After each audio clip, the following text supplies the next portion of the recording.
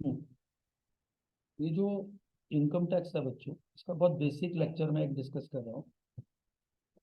Income tax में it is a direct tax. मेरा focus इसमें एक चैप्टर लेने का है, residence and tax liability. Income tax is a क्या, डायरेक्ट। हो गया, ठीक है। और charged, it is charged on the income of 5 heads for an individual.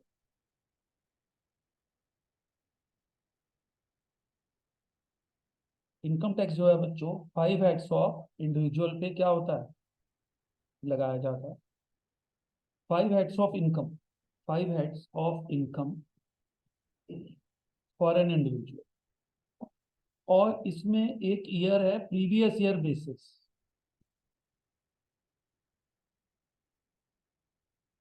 पर इनकम टैक्स चार्ज होता है। और प्रीवियस ईयर को एक और ईयर बोलते हैं क्या, फाइनेंशियल ईयर।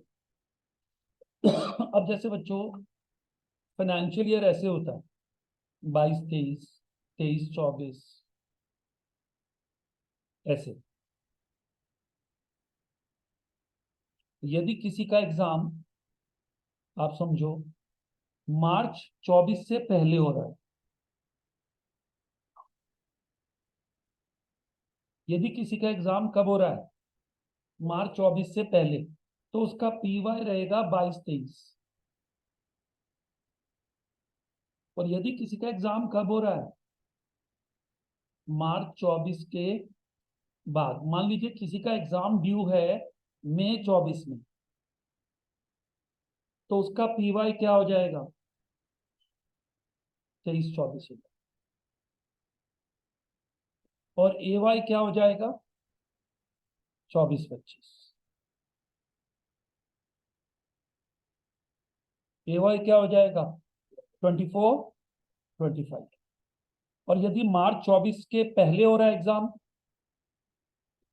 तो what is PY, 22-23। And what is AY, 23-24। और एक रूल है, income is earned in PY, income is what, earned in PY, taxed in AY. Income कब अर्नड होती है, टैक्स कब होती है, असेसमेंट ईयर। और इनकम के 5 heads होते हैं एक इंडिविजुअल के लिए। इनकम को 5 heads में डाला गया। और इनकम का मतलब सेल्स नहीं है भाई। कुछ लोग ये सोचते हैं जितनी सेल्स हो गई वही कमाई है। सर, सेल्स कमाई नहीं होती है। Sales minus all cost equal to income. देखिए, एग्जांपल दे रहा हूं, सेल्स माइनस क्या, कॉस्ट ऑफ सेल्स क्या है, income.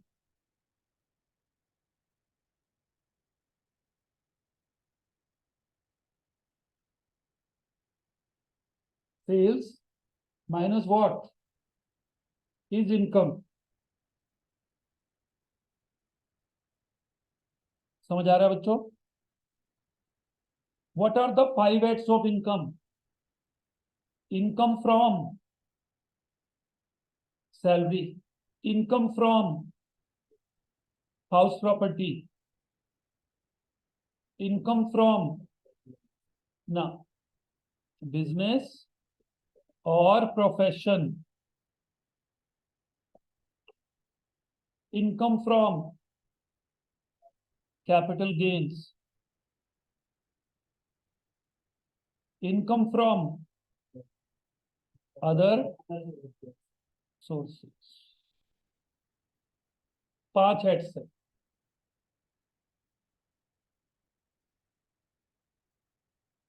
How many heads, 5 heads।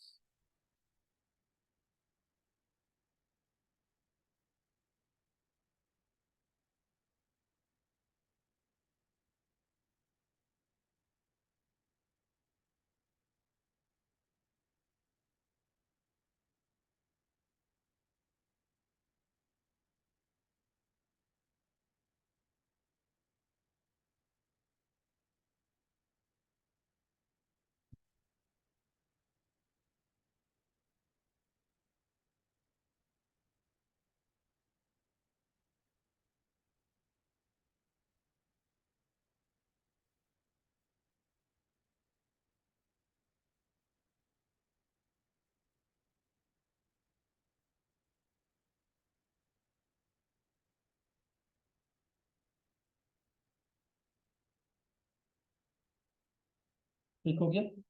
अब देखो बच्चों, यदि हम किसी की इनकम पे टैक्स लगा रहे हैं, अब या तो हमारा प्रीवियस ईयर जो है 22-23 होगा, या प्रीवियस ईयर क्या होगा 23-24 होगा। मैंने अभी बताया यदि प्रीवियस ईयर 23-24 है, इनकम 23-24 की है, तो असेसमेंट ईयर 24-25 हो जाएगा। और यदि इनकम 22-23 की है तो ए वाई 23-24 हो जाएगा। अकॉर्डिंगली रूल लगेंगे। अब आता है एक एक चैप्टर आता है। एक बात और मैं यहाँ बता दूं कि ये 5 हेड्स क्या हैं, बहुत बेसिक चीज। ये 5 हेड है। यदि कोई बंदा यदि कोई बंदा बच्चों सैलरी से कमा रहा, वो एम्प्लॉई है कहीं और जॉब करता है, तो उसको जो कमाई मिल रही है वो सैलरी हेड में आएगी। उसको जो कमाई मिल रही है वो किस हेड में आएगी बच्चों?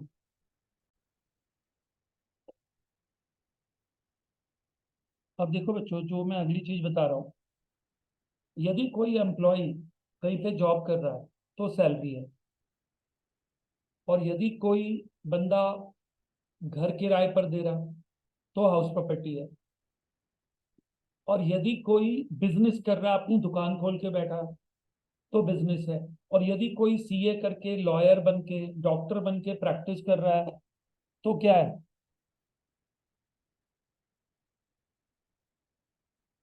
ठीक है। यदि कोई सीए करके, लॉयर बन के प्रैक्टिस कर रहा है, तो क्या है? तो बिजनेस और प्रोफेशन को उन्होंने एक ही हेड में ले लिया। और यदि कोई अपना मकान बेच रहा है तो कैपिटल गेन है। यदि कोई अपना मकान बेच रहा है तो क्या है? कैपिटल गेन है। ठीक है। और यदि कोई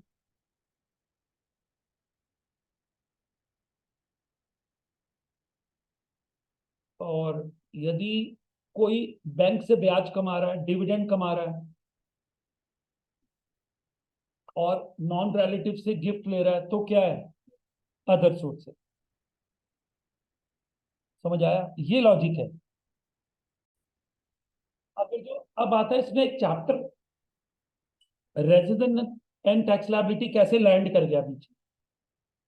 तो इसका एक जवाब है, इसका यहाँ पे बच्चों एक जवाब है कि पहले ये, जब हम किसी की इनकम निकालते हैं तो हम उससे पूछते हैं कि तुम्हारा रेजिडेंशियल स्टेटस क्या है। वो कहेगा इससे इससे क्या मतलब है, मैं तो भारतीय हूँ। हम उससे बोलेंगे नहीं भाई, हम तेरे से सिटीजनशिप नहीं पूछ रहे हैं। क्या पूछ रहे हैं तेरे से? तेरा रेजिडेंशियल स्टेटस क्या है? What is your? कहेगा सर मैं तो भारतीय हूँ। हम उससे कह रहे हैं भाई, there is a word called citizenship. You are an Indian. अभी कल ही न्यूज आई थी, अक्षय कुमार को भारत की नागरिकता मिल गई। ठीक है। तो अब हम कहेंगे अक्षय कुमार तो इतने सालों से हिंदुस्तानी पिक्चरों में काम कर रहा है। सर वो इंडियन सिटीजन नहीं था, he was a foreign citizen. और उसके लिए इंडिया में कमाई हुई कमाई जो थी, मतलब वो एनआरआई था, non resident Indian. Income tax की बात अलग है, हो सकता है वो इनकम टैक्स में रेजिडेंट हो। तो यहाँ पर कहने का मतलब क्या, आप कहेंगे सर थोड़ा कंफ्यूजन हो रहा है, ठीक बात समझाओ। ठीक है। देखो बच्चों, जो हमारा कॉन्स्टिट्यूशन है वो हमें बनाता है या तो इंडियन या फॉरेनर। मतलब वो हमें सिटीजनशिप देता है भारत की। कॉन्स्टिट्यूशन क्या देता है? सिटीजनशिप। लेकिन इनकम टैक्स एक्ट हमें क्या देता है? इनकम टैक्स एक्ट क्या था, मेरे को पावर नहीं है सिटीजनशिप देने की।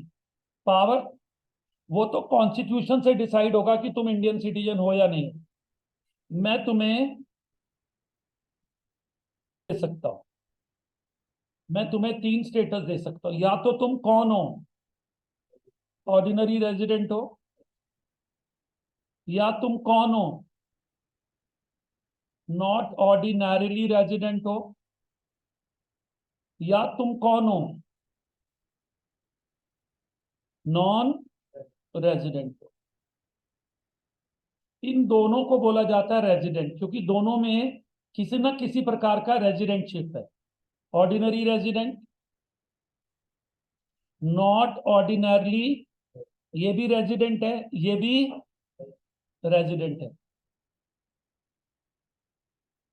ऑर्डिनरली रेजिडेंट, नॉट ऑर्डिनरली, ये दोनों के लिए क्या वर्ड है? 1 2 3। तो 1 और 2 दोनों कौन है? ये वाला ऑर्डिनरली रेजिडेंट है, ये नॉट ऑर्डिनरली रेजिडेंट। आप कहेंगे ये तीन है क्या? देखो बच्चों, यदि किसी की, हम जैसे कह रहे हैं भाई क्या डिसाइड करना है सर, जरा ये बताओ मैं 23-24 के लिए क्या हूं। यदि पी वाई 23-24 है, मैं कौन हूं? हम उससे बोलेंगे देख, पी वाई 23-24 में तुझे पहले एक बेसिक कंडीशन पूरी करनी। वन बेसिक कंडीशन, अभी मैं बताऊंगा पूरा पढ़ के ये कंडीशन क्या है। सेटिस्फाइड, तो तुम बन गए रेजिडेंट। और इसके पीछे 23-24 के लिए तुम क्या बन गए? या बाई जिसका जो प्रीवियस ईयर, मतलब ये जो देखो, ये जो रेजिडेंटशिप है हर साल बदल सकती है। आप कहेंगे कैसे बदल सकती है? हम तो भारतीय ही, मैं फिर कह रहा हूँ भारतीय पे क्यों आ रहे हो आप? हो सकता है कोई भारतीय इंडिया का नॉन रेजिडेंट हो, कोई भारतीय क्या हो, और कोई फॉरेनर इंडिया का क्या हो, ऑर्डिनरी। मैं प्लीज समझा रहा हूं, सिटीजनशिप सेकेंडरी चीज है। प्राइमरली यहां पर क्या डिसाइड हो रहा है? इनकम टैक्स के हिसाब से तुम्हारी, तुम्हारा स्टेटस क्या है। फिर यहां बात आ रही है, यदि आप रेजिडेंट हो तो कौन से वाले हो, पहले वाले या दूसरे वाले? और यदि आप नॉन रेजिडेंट हो तो नॉन ही रेजिडेंट हो। अब आता है हु इज अ रेजिडेंट, जो प्रीवियस ईयर में वन बेसिक कंडीशन पूरी करे प्लस पास्ट के 10 इयर्स में, ठीक है, एटलीस्ट कितने इयर्स इंडिया का क्या रहे, रेजिडेंट रहे। और पास्ट 7 इयर्स में कितने दिन इंडिया में रहे। तो सर ये जो दो कंडीशन है ना, पास्ट पास्ट, पास्ट का मतलब 23-24 को छोड़ दो, कौन से ईयर को छोड़ दो? प्रीवियस ईयर 23-24, प्रीवियस ईयर में तो उसको बेसिक कंडीशन पूरी करनी है। मतलब वो बेसिक कंडीशन क्या है? इंडिया में कितने डेज, 182 डेज इंडिया में रहना है। सुनते जाना आपने, इंडिया में कितने दिन रहना है? ठीक हो गया। और उसके पास के 10 इयर्स में 2 साल और बेसिक कंडीशन पूरी करनी है। पास के 7 ईयर में कितने डेज इंडिया में रहना है? इंडिया में रहना है।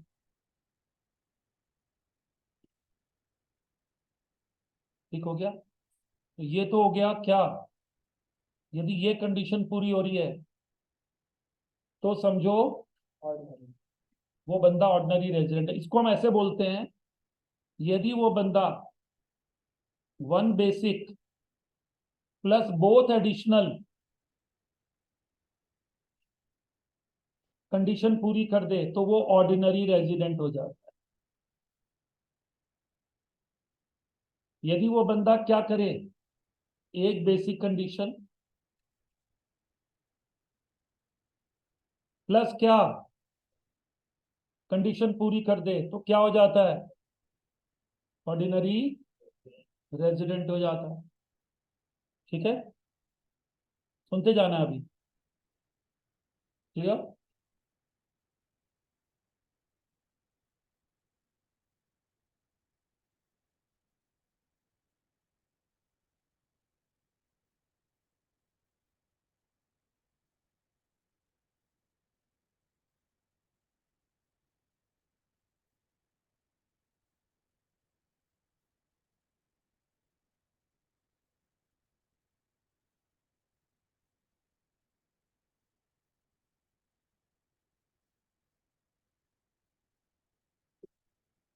यदि तो वो हो गया ऑर्डिनरी रेजिडेंट।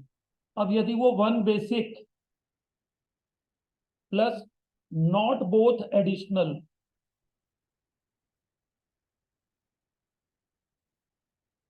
यदि वो वन बेसिक पूरी कर दे मगर दोनों एडिशनल पूरी ना कर पाए, तो क्या हो गया?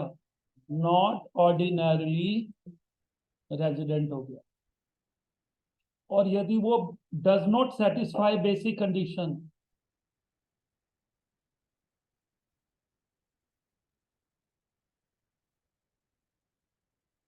इन पीवाई, तो क्या हो गया? नॉन। इसका मतलब है बच्चों कुल चार कंडीशन है, दो बेसिक और दो एडिशनल।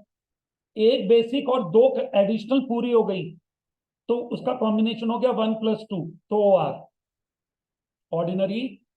उसके लिए टैक्स इतना सारा है, बहुत ज्यादा टैक्स देना है उसको, वाइडेस्ट स्कोप है उसके लिए। ठीक है। और यदि वो एक बेसिक और एक एडिशनल पूरी कर रहा है तो उसका स्कोप क्या है? थोड़ा नैरो है, इतने से इतना है। और यदि वो नॉन रेजिडेंट है तो इतना है। आप कहेंगे सर थोड़ा और समझा दो। बातों को खोल के समझाने में मजा है ना। देखो बच्चों, इनकम को भी बोलते हैं इंडियन इनकम और फॉरेन इनकम। यदि बंदा ऑर्डिनरी रेजिडेंट है तो इंडियन प्लस फॉरेन इनकम दोनों पे टैक्स देगा जो उसने पीवाई में कमाई। पीवाई का मतलब क्या है? 23-24। पीवाई का मतलब क्या है? 23-24 में जो उसने कमाया। मान लो पीवाई 23-24 है, या पीवाई क्या है? सर ये जो रूल है हर पीवाई में फ्रेश लगते हैं। मैंने कहा ना, यदि मई 24 में किसी का एग्जाम है तो पीवाई 23-24 है, और मार्च 24 से पहले किसी का एग्जाम है तो पीवाई 22-23 है। और एक और चीज ध्यान रखनी है, कई बार पीवाई को डिसाइड कैसे करते हैं, एक बहुत बढ़िया चीज बता रहा हूँ। साल के 12 महीने होते हैं, सबको पता है, जनवरी फरवरी मार्च। और फिर होता है अप्रैल से क्या? दिसंबर। यदि बंदे की कमाई की डेट जनवरी फरवरी मार्च है तो जो गिवन ईयर में -1 कर, गिवन ईयर में क्या करना है? और यदि बंदे की कमाई की डेट अप्रैल से दिसंबर है तो क्या करना है? Given year +1। देखो, सुनो, ध्यान से सुनना। इनकम कमेंस्ड इन, ध्यान से सुनना, जो ईयर है, डेट जुलाई 17, जान के लिया मैंने ईयर। तो जुलाई 17 कौन से मंथ है? बाद के 9 मंथ्स है, तो ये हो जाएगा 17-18 ईयर। सर ईयर को दो टुकड़ों में बांट दो ना, पहले 3 महीने अलग कर दो और लास्ट के 9 मंथ्स। पहले 3 महीने क्या हो गए? जनवरी फरवरी मार्च। यदि वहां पर इनकम कमेंस्ड होगी तो given year minus given year -1। ठीक हो गया? अच्छा, गिवन ईयर -1, पूरी बात को समझो। ठीक है, सुनिए आप।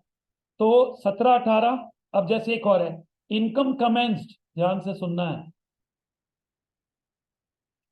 इन फेब 2022, तो 21-22।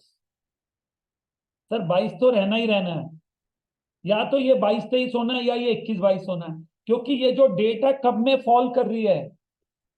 मार्च में। तो ईयर को डिसाइड करने के लिए एक घटा दो। और यदि इनकम फॉल कर रही है अप्रैल से दिसंबर में, एक बढ़ा दो। देखो ऊपर, इनकम कब शुरू हुई थी? तो 17-18, 17 तो रहेगा ही, या तो 16-17 होगा या 17-18। तो 17 और एक 18, क्योंकि अप्रैल से दिसंबर की डेट है। समझ आया? ये एक तरीका है क्या डिसाइड करने का। और पीवाई जब डिसाइड हो जाएगा तो एक एक ईयर और बढ़ा दो तो वो एवाई हो जाएगा, क्योंकि PY is followed by, PY के पीछे कौन आता है? एवाई आता है।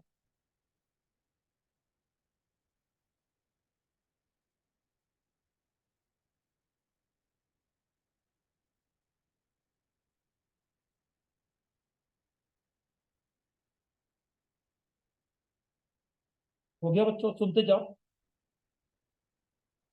हो गया जी।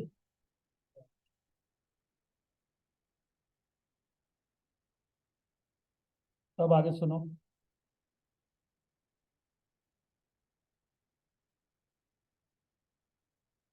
अब आता है जो मैंने अभी बताया कि पी वाई क्या है जी, 23-24। सपोज तो हम उससे पूछ रहे हैं इंडिया में कितने दिन रहे। उसने कहा जी मैं इंडिया में 240 दिन रहा। तो हमने कहा सर तुम्हारी एक बेसिक कंडीशन क्या हो गई, पूरी हो गई, तो तुम रेजिडेंट तो बन गए हो। अब देखना यह है कि तुम ओ आर हो, एन ओ, तुम एन आर नहीं हो सकते क्योंकि तुमने 23-24 में 240 दिन इंडिया में रह लिया। हो गया। अब हमने कहा जरा ये बताओ पास 7 ईयर्स में, पास का मतलब है 23-24 को छोड़ दो, पास 7 ईयर्स में तुम इंडिया में कितने दिन रहे, 730 डेज और मोर। उसने कहा हाँ जी मैं रहा। तो हमने कहा चलो एक और कंडीशन पूरी हो गई, अब तुम फंसते जा रहे हो। पास 10 ईयर्स में, पास 10 ईयर्स में एनी 2 ईयर्स क्या पूरी करी तुमने, बेसिक कंडीशन पूरी करी, यस सर करी। देखो पास का मतलब है प्रायर टू प्रीवियस। पीवाई तो 23-24 हो गया, और उससे पुराने 22-23, 21-22, 20-21, पीछे चलो 10 साल। तो उसने कहा कि मैंने पिछले 10 साल में 2 साल क्या पूरी करी, एडिशनल कंडीशन पूरी करी है, एक तो, और दूसरा क्या, मैंने 7 साल में कितने दिन इंडिया में रहा हूं। तो सर मेरी 1+2 दोनों कंडीशन पूरी हो रही है। हमने कहा जी आप ओ आर ओ। अब आपका जो टैक्स लगेगा पी वाई 23-24 में, वो लगेगा Indian income plus foreign income दोनों पे। तो इसको बोलते हैं वाइडेस्ट स्कोप। क्या स्कोप है, वाइडेस्ट स्कोप। अब आता है यदि वो क्या है, एन ओ आर है, तो उसको इंडियन इनकम पर टैक्स देना है पूरी, plus sum of foreign income.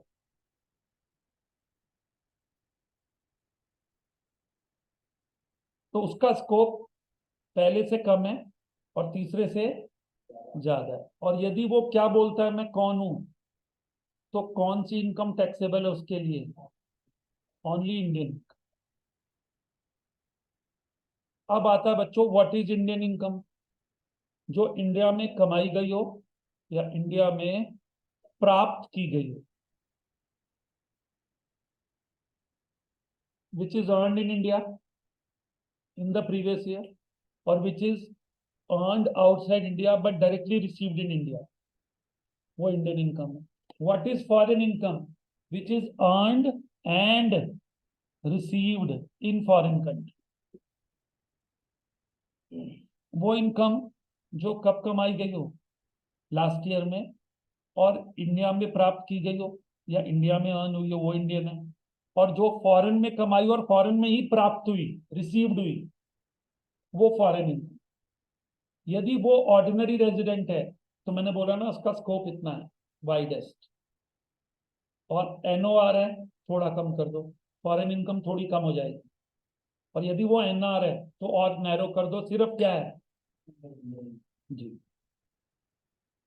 देखो यदि मैं स्कोप को ऐसे एक्सप्रेस करूँ, ये बहुत बड़ी लाइन है, इसमें इंडियन प्लस फॉरेन है। और यदि ये है ओ आर के लिए, यदि मैं ऐसे करूँ इसको, तो इंडियन इनकम तो पूरी है, plus sum of foreign income है। और यदि वो एनआर है तो ओनली कौन सी इनकम है, इंडियन। ये लो, समझे।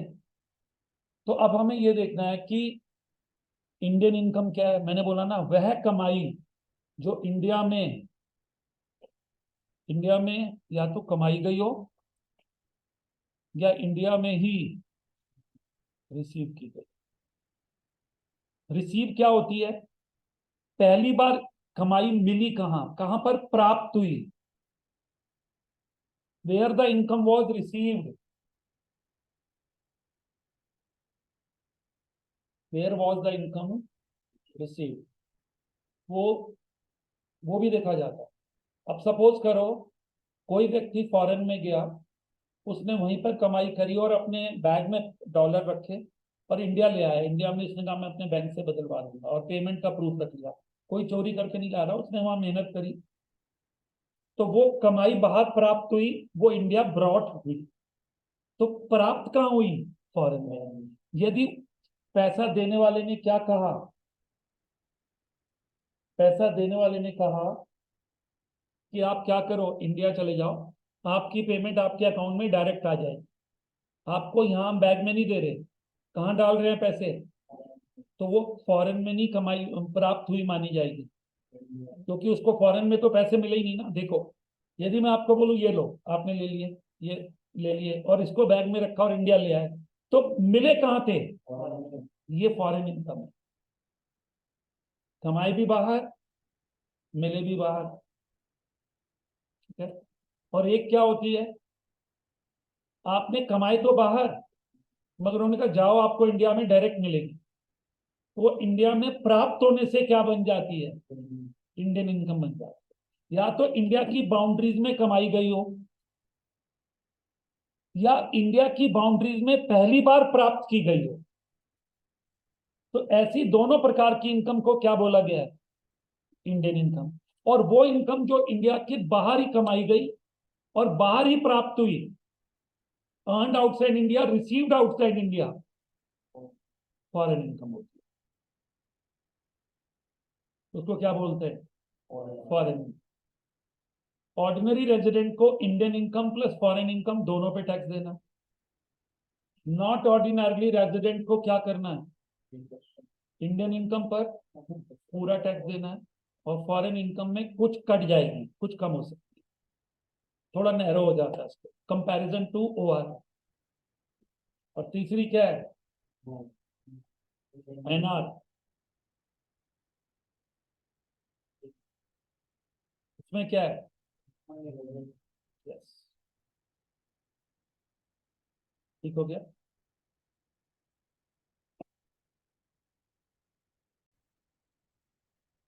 तो यहां पर देखो इंडिविजुअल के लिए क्या कैटेगरी है, पहली residence and ordinarily resident but not, इसको हम क्या बोल रहे हैं, एनओआर, इसको और इसको एन, ठीक हो गया। अब आता है बाकियों के लिए दो ही कैटेगरी है, इंडिविजुअल के लिए तीन हो गई, एक रेजिडेंट होगी, रेजिडेंट में दो हो गई, और जो ये दूसरे वाली कैटेगरी है एनओआर, इसका एक और नाम बोल रहे हैं क्या, डीम्ड रेजिडेंट, तीसरा नॉन रेजिडेंट हो गया। तो इसको मैं वन बोल रहा हूँ, इसको टू और इसको थ्री, ठीक है। अब आता है residential status of an individual, वो इंडिया में प्रीवियस ईयर में रहा हो, सेक्शन कौन सी है, पहले सेक्शन लिख लो क्या है, 6 सबसेक्शन 1, इंडिया में कितने दिन रहा हो और मोर, प्रीवियस ईयर कौन से में, 23-24 में, और यदि 22-23 है तो 22, जो प्रीवियस ईयर है। अब बच्चों जिसका जब अटेम्प्ट है वो देख ले कि यदि मई 24 में अटेम्प्ट है तो प्रीवियस ईयर 23-24 होगा, क्योंकि तब तक एक देखो, आप कहेंगे सर ये कैसे डिसाइड करा, आप मुझे बताओ मार्च 24 बीत गया या नहीं, आज की डेट में मैं आपसे पूछूं कि मार्च 23 बीत गया, आप बोलोगे यस सर। मार्च 24 बीत गया, आप बोलोगे नो सर। तो मार्च 23 बीत गया ना, जो मार्च निकल जाता है वो वाले को बोलते हैं 22-23 प्रीवियस ईयर अभी चल। लेकिन जब आपके एग्जाम होंगे क्या बीत चुका होगा, कौन सा मार्च बीत गया होगा तब तक, तो समझ लो प्रीवियस ईयर बढ़ा दो, उस 24 पे अंत करो ये ऐसे मैंने डिसाइड किया, जैसे आप सोच रहे होगे ना कि सर आपने हमारा प्रीवियस ईयर कैसे डिसाइड कर लिया। तो मैं आपको क्या बोल रहा हूं, आपको भी सिखा तो रहा हूं कि बेटा यदि मार्च जो बीत गया मार्च, उस ईयर को मार्च के साथ वो ईयर बोलो और एक घटा दो, तो आपका पीवाई बन जाएगा एग्जाम के लिए। अब जैसे किसी का एग्जाम बच्चों का दिसंबर में है मान लो, चाहे वो बीकॉम कर रहा है या सीए कर रहा है, सीएस कर रहा है, उसका एग्जाम दिसंबर में है, दिसंबर 23 में है मान लो, तो उसका प्रीवियस, उससे पहले मार्च कौन सा बीत चुका, 23, तो उसका पीवाई होगा 22-23। कौन सा पीवाई होगा, 22-23। ठीक है, ये डन।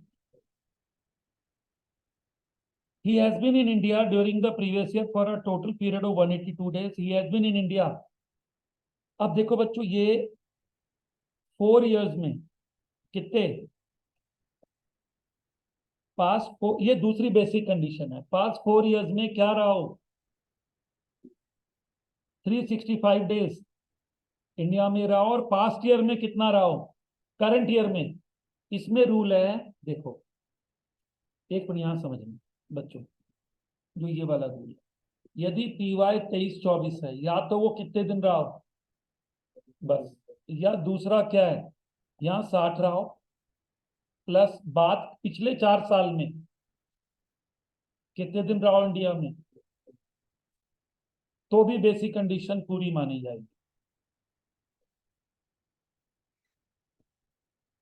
ये भी बेसिक कंडीशन पूरी है, ये भी बेसिक कंडीशन पूरी।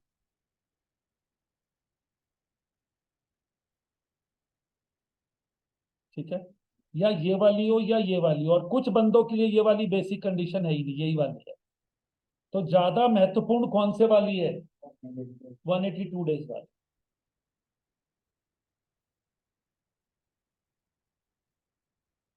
ज्यादा महत्वपूर्ण बेसिक कंडीशन, और कुछ लोगों के लिए, नॉर्मल लोगों के लिए ये भी है 60 + 365। ठीक है, ये तो बेसिक है।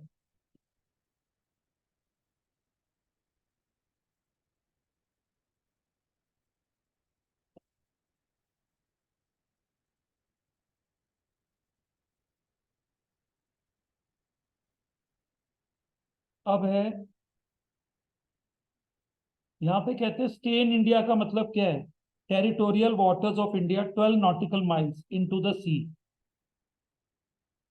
इसका मतलब यदि वो भारत के समुद्री क्षेत्र में 12 nautical miles के अंदर आ गया। अब नॉटिकल माइल्स क्या होती है बच्चों, यदि डायरेक्ट समुद्री क्षेत्र से मान लो एक पक्षी को उड़ाया जाए, सर पक्षी क्यों बोल रहा हूं, क्योंकि पक्षी को दाएं बाएं नहीं घूमना, सीधा उड़ सकता है, इंसान दाएं बाएं घूम के गलियों के थ्रू जाता है। तो नॉटिकल माइल्स होता है क्रो फ्लाई, मतलब एक एक बर्ड यदि कहीं से भी उठे उड़े, तो वो किसी भी, क्योंकि उसको सड़क पे तो चलना ही नहीं है ना। अब हम लोग क्या उड़ के जा सकते हैं क्या, हमें तो गलियों में दाएं बाएं घूम के जाना होगा, सीधे तो कोई सड़क है ही नहीं, यहीं से निकलेंगे, कभी लेफ्ट मोड़ेंगे कभी राइट मोड़ेंगे। ठीक है, तो उनका कहना है 12 nautical miles के अंदर भी यदि कोई रह रहा है तो वो इंडिया में रह रहा है। क्या मतलब हुआ इसका, वो कहते हैं कि मान लीजिए एक आदमी समुद्र के समुद्री क्षेत्र से बाहर है, और वो इंटरनेशनल बाउंड्री है, मतलब इंटरनेशनल एरिया है, समुद्र है। अब समुद्र में भी तो एरिया होता है ना, कहाँ तक इंडिया का है, कहाँ तक पाकिस्तान का है। तभी तो वो मछुआरों को पकड़ लेते हैं। अब मछुआरे कोई वहां पे बीच में पिलर कोई लगे हुए हैं समुद्र में कि यहाँ लाहौर जीरो हो गया और यहाँ ये आ गया, सर वहां तो बस एक नॉटिकल माइल्स ही तो है, अंदाजा ही होता है। और जो शिप्स और बोट्स होती है उसमें तो मेजरमेंट लगा होता है, डिवाइसेस लगे होते हैं, मगर मछुआरे तो इतने वैसे नहीं होते ना। तो उनका ये कहना है the term stay in India include stay in the territorial water of India 12 nautical miles। Even the stay in a ship और boat moved in the territorial water would be sufficient to make. अब जैसे हम, आपने देखा ship को anchored कर देते हैं, लंगर डाल देते हैं, तो शिप रुका रहता है। मान लो वो हमारे सी पोर्ट से कितना अंदर है, सी पोर्ट जो हमारी बाउंड्री है, सर कहीं से तो पानी शुरू होगा ना, सड़क पे तो जहाज चलेगा नहीं, ना नदियों में चलेगा, देश के अंदर चलेगा तो टेरिटोरियल वाटर में ही। तो जहां से पानी शुरू होता है वहां के 12 nautical miles के अंदर भी यदि कोई शिप या बोट मूव्ड है, तो वो इंडिया की बाउंड्री मानी जाए, समझ लो वो स्टे इन इंडिया है। फिर वो कह रहे हैं पीरियड ऑफ स्टे कॉन्टिन्यूस भी हो सकता है और बीच बीच में ब्रेक भी हो सकता है। और डेट ऑफ डिपार्चर भी काउंट करनी है और डेट ऑफ अराइवल भी काउंट करनी है। देखो अभी मैंने ये बात बोली थी, रेजिडेंशियल स्टेटस का कोई लिंक नहीं है किससे। सर अक्षय कुमार इंडिया में इतने साल से रह रहा है, हो सकता है वो इंडिया का ऑर्डिनरी रेजिडेंट हो, मगर इंडिया का सिटीजन अभी 4 दिन पहले बना। My real nephew is living in abroad but he is a citizen of India, but non resident, क्योंकि वो पिछले 10-15 साल से इंडिया में मिनिमम रहा है, और वो सिंगापुर में ही जॉब करे जा रहा है बच्चा। तो क्या मतलब है, वो इंडिया का सिटीजन नहीं है, बिल्कुल है, मगर वो इंडिया के लिए इनकम टैक्स की नजरों में क्या है, नॉन रेजिडेंट। तो उसे सिंगापुर से कमाई हुई इनकम पर इंडिया में कोई टैक्स क्यों, क्योंकि जो इनकम उसको मिल रही है वही कमा रहा है, वही रिसीव कर रहा है।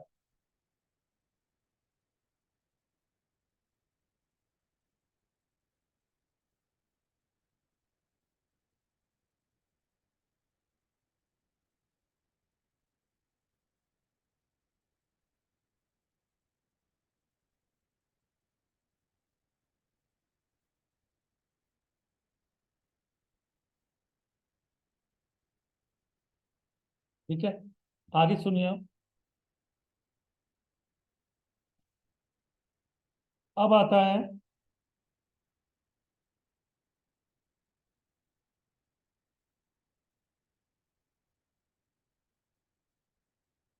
अब ये कह रहे 182 डेज वाली कंडीशन किसके लिए नहीं है। ये जो एक दो कंडीशन थी ना बेसिक, सर वो ये कह रहे थे कि यदि तुम्हें इंडिया में प्रीवियस ईयर 23-24 में कितने दिन रहना है, तो तुम्हारी बेसिक पूरी हो जाती है। और इसकी जगह दूसरी कंडीशन क्या थी, 23-24 में कितने दिन रहना है, 60, और पिछले 4 साल में, तो भी बेसिक पूरी हो जाती है। तो यहाँ वो बताने लग रहे हैं कि किन बंदों के लिए ये जो दूसरी वाली बेसिक कंडीशन है अवेलेबल नहीं है। कुछ ऐसे बंदे हैं जिनके लिए दूसरी बेसिक कंडीशन अवेलेबल नहीं है। Indian citizen who leaves India during the relevant previous year as a member of the crew of an Indian ship. Indian citizen होना चाहिए, और वो कौन से शिप का मेंबर होना चाहिए, क्रू मेंबर इंडियन शिप का। तो उसके लिए 182 डेज वाली कंडीशन है, 60 + 365 वाली नहीं है। और इंडियन सिटीजन और पर्सन ऑफ इंडियन ओरिजिन का बंदा हो, वो इंडिया में आ रहा हो विजिट के लिए।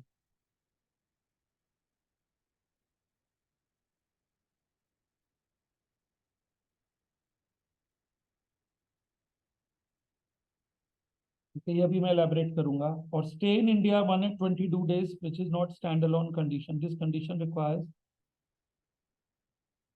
अच्छा किसी किसी ईयर में 120 डेज भी होगी, अभी इसको मैं एक्सप्लेन करूंगा।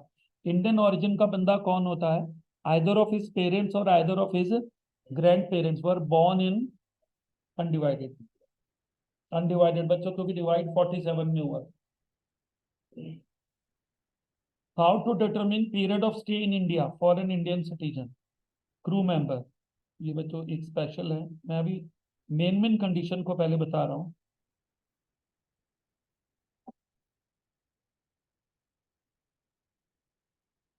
अब आ जाओ दूसरी कंडीशन, पहले वाली तो हो गई, बेसिक बेसिक बात हो गई ना। अब आ जाओ दूसरी कंडीशन क्या है।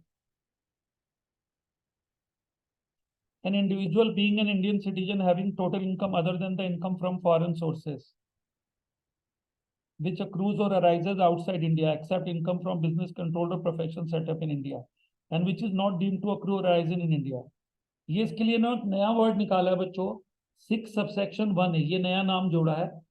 Deemed resident, an individual being an Indian citizen having total income other than the income from foreign sources.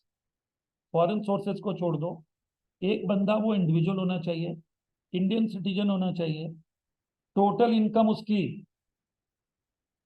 Income from foreign sources को छोड़कर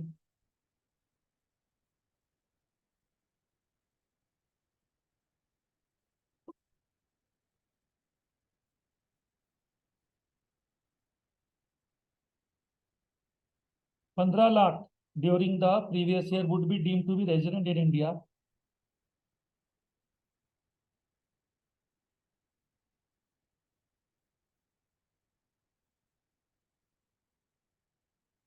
इसको वो डीम्ड रेजिडेंट मान रहे हैं कि यदि वो एक इंडिविजुअल है, इंडियन सिटीजन है, और फॉरेन इनकम को छोड़कर उसकी इनकम कितने लाख से ज्यादा है, 15 लाख से ज्यादा है, तो उसको इंडिया का क्या माना जाएगा, डीम्ड रेजिडेंट माना जाएगा।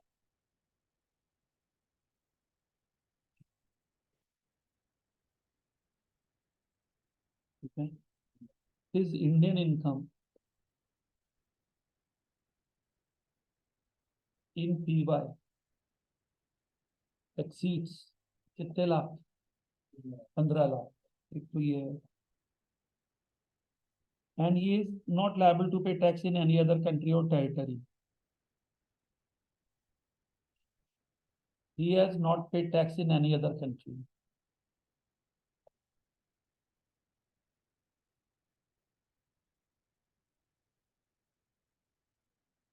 इसको वो बोल रहे हैं, क्या नाम दिया इसको, डीम्ड रेजिडेंट। अभी इसको और इलाबरेट आगे करूंगा। अब आता है जो सेकंड कैटेगरी है, यदि ये इंडिविजुअल, सुन लीजिए अब, नॉट नॉट ऑर्डिनरी रेजिडेंट कौन होता है, 9,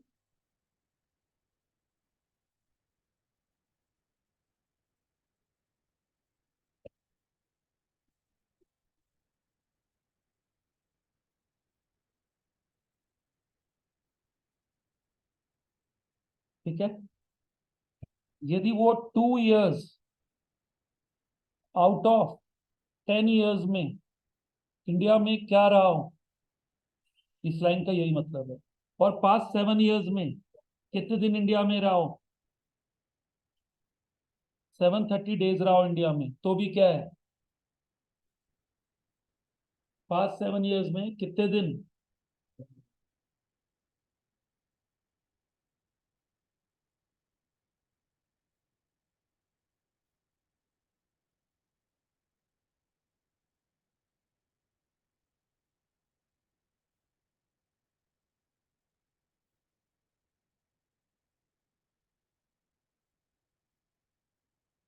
ठीक है,